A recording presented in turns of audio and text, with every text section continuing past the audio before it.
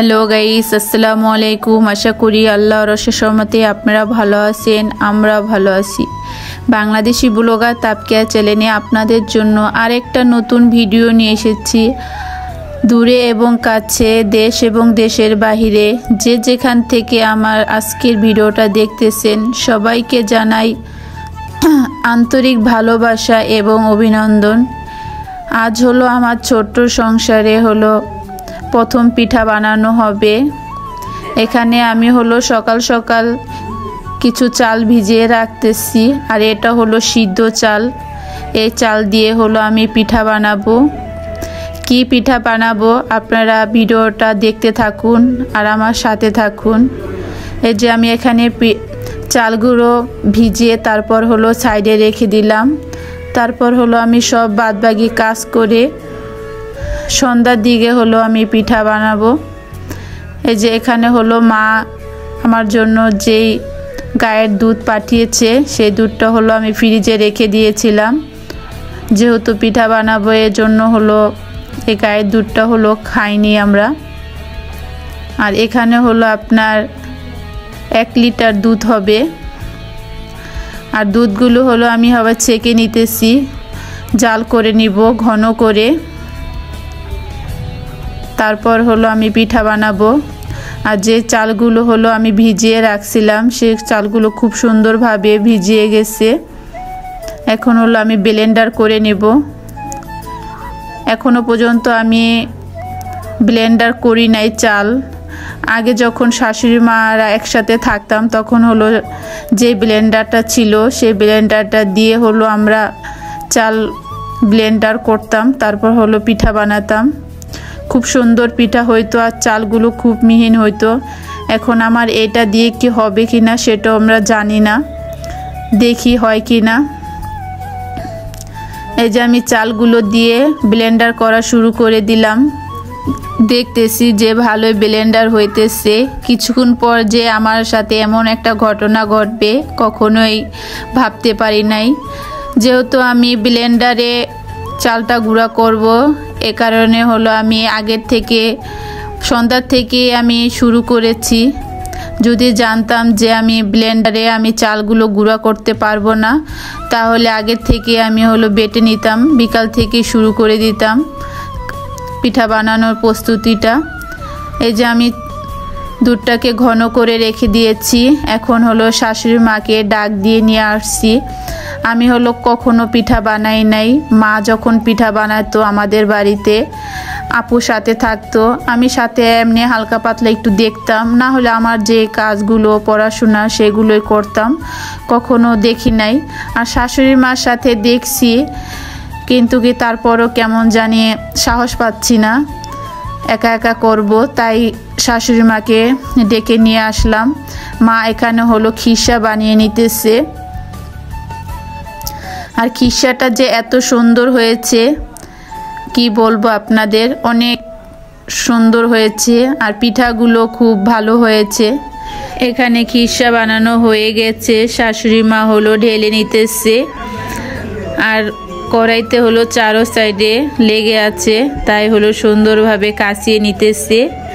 আর আমরা হলো যখন ছোট ছিলাম তখন মা যখন এই খিসাটা বানাইতো, তাহলে তখনই আমরা হলো কড়াইটাকে বা পাতিলটাকে সুন্দর করে চেটেপুটে খেতাম, আর এত ভালো লাগতো। আর মা যখন পিঠা বানাইতো তখন হলো চুপ চুপ করে অনেক খিসা খেয়ে ফেলতাম। এই যে এখানে হলো আমি হলো চালগুলো বেটে নিতেছি। আপনারা দেখছেন যে আমি ব্লেন্ডারে চালই করতেছি। এটা কতক্ষণ ঘোরার পরেই হলো আমার ব্লেন্ডারটা পুরো অফ হয়ে গেছে, আর চালু হইতেছিল না। আর রাত তখন বেজে যাচ্ছিল 9টা, 9:30টার মতো বাজতেছিল। তখন আর বসে থেকে লাভ নাই, তাই শাশুড়ি মা বলতেছে যে পাটায় চালগুলো বেটে নিতে, বেশি সময় লাগবে না, যেহেতু ভাঙ্গা ছিল। তাই আমি হলো চালগুলো খুব সুন্দর করে বেটে নিলাম। তারপরে হলো আরও চাল ছিল, সেগুলো হলো বেটে নিয়েছি। এখানে হলো সব চালগুলো বাটা শেষ। তারপর হলো শাশুড়ি মা যেই পাটিসাপটার যে ডোটা, সেটা হলো সুন্দরভাবে গোলাটা, ডো না তো গোলা, এই গোলাটা হলো সুন্দরভাবে হাত দা গলিয়ে নিতেছে। আর অনেকক্ষণ যাবৎ হলো এভাবে হলো শাশুড়ি মা হাত দা গুলিয়েছে।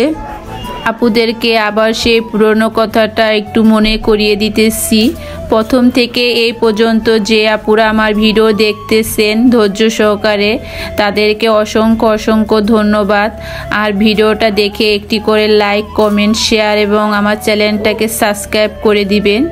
যারা অলরেডি এই কাজটা করে দিয়েছেন তাদেরকে আমি অনেক অনেক ভালোবাসা এবং ধন্যবাদ জানাই।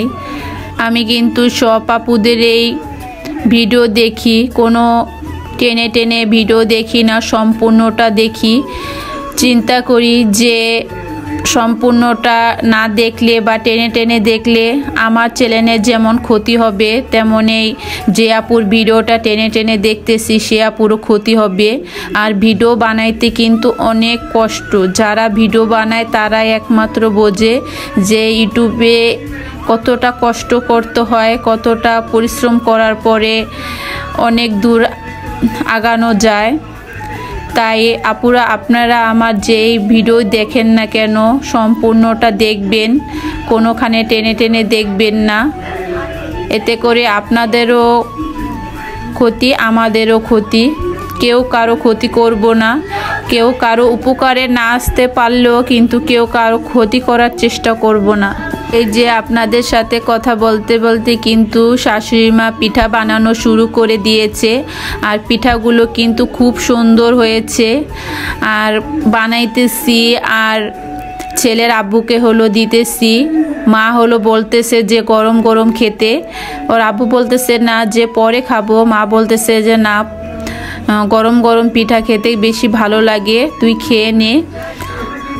আর শাশুড়ি মা হলো কিছু পিঠা বানিয়ে তারপর হলো চলে গেছে। মাকে হলো বেশি দিতে পারি নাই, যেহেতু অল্প করে পিঠা বানাইছি, কিছু পিঠা দিয়ে দিয়েছি। যেহেতু রাত অনেক হয়ে গেছে আর শীত পড়ে গেছে প্রচণ্ড পরিমাণে, এ কারণে হলো শাশুড়ি মা বেশিক্ষণ থাকে নাই। মা বলছিল যে আরও কিছু পিঠা বানিয়ে দিয়ে যাই, ওর আব্বু বলতেছে যে না, অনেক রাত হয়ে যাবে আর তোমার খুবই ঠান্ডা লাগবে, সে কারণে হলো তাকে পাঠিয়ে দেওয়া হয়েছে। মা হলো চলে গেছে আর বাদ বাকি পিঠাগুলো আমি বানিয়ে নিতেছি। আর আমার যে এতটা ভালো লাগতেছে আপনাদেরকে কি বলবো, যখন আমার ব্লেন্ডারটা নষ্ট হয়ে গেছে বা অফ হয়ে গেছে তখন কিন্তু আমার খুব মন খারাপ হয়েছে যে আমি কি পিঠা বানিয়ে খাওয়াইতে পারবো কি না। ছেলের আব্বু হলো সবাই অনেক আশা করে বসে আছে যে আমার ছোট্ট সংসারে এই প্রথম পিঠা বানানো হবে। তাই তারা খুব খুশি এবং গভীর আগ্রহ তারা বসে আছে পিঠা খাওয়ার জন্য। তাই চালটা পাটাতে গুঁড়া করে তারপরে হলো পিঠাগুলো বানিয়ে নিলাম। এই যে দেখেন আমার পিঠা বানানো হয়ে গেছে। আর শেষের পিঠাটি যেন কি কারণে ভেঙে গেছে। আর প্রথম পিঠাগুলো কিন্তু খুব সুন্দর হয়েছে, কোনো ভাঙ্গেও নাই, কিচ্ছু হয় নাই। আর শাশুড়ি মা কিন্তু সব সময় সিদ্ধ চাল দিয়ে পিঠা বানিয়ে থাকে। আর আমার এই পিঠা বানানো ভিডিওটা আপনাদের কাছে কেমন লাগছে অবশ্যই আপনারা আমাকে কমেন্টে জানাবেন। আজকের ভিডিওটা এ পর্যন্তই। সবাই ভালো থাকবেন, সুস্থ থাকবেন, আমাদের জন্য দোয়া করবেন। পরবর্তী ভিডিও দেখার জন্য আপনাদের সবাইকে আমন্ত্রণ রইল। এই যে আমার এখানে সবগুলো পিঠা বানানো শেষ। আল্লাহ হাফেজ, আসসালামু আলাইকুম।